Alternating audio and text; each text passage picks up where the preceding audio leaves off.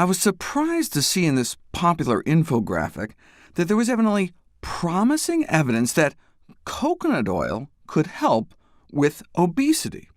Well, if you pump the stomachs of rats with purified medium-chain fatty acids, one component of coconut oil, they end up eating less food, but you don't know if there's any relevance to humans until you put it to the test.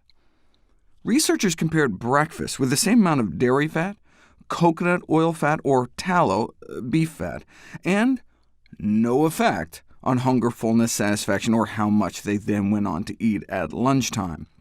So where did this whole idea that coconut fat was somehow different come from?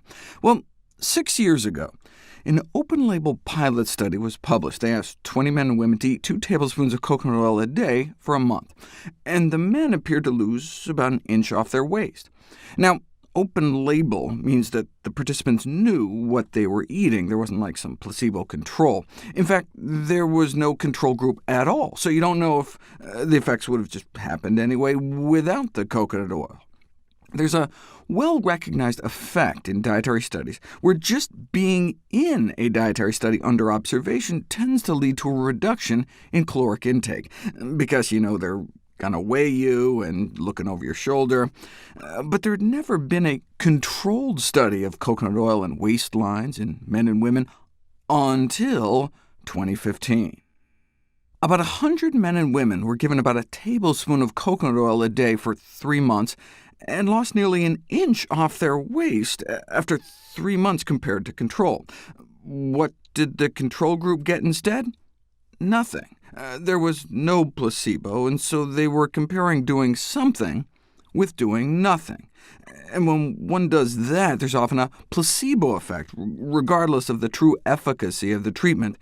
And they also suggested the coconut oil group may want to take their dose with fruit, and if they did end up eating more fruit, that in and of itself may help, as despite its sugar content, fruit consumption tends to be associated with anti-obesity effects.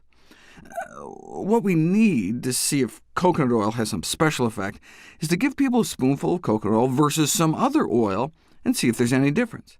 And when you do that, 2 tablespoons of coconut oil a day versus 2 tablespoons of soybean oil a day, no significant difference in waistlines.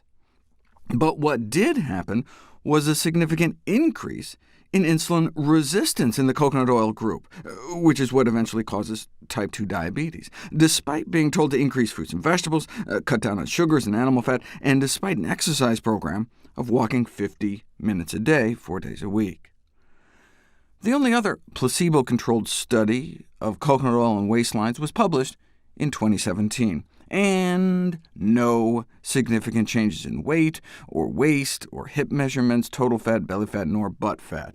No benefit to coconut oil for obesity over placebo shown in any study to date. So how can coconut oil proponents get away with saying otherwise?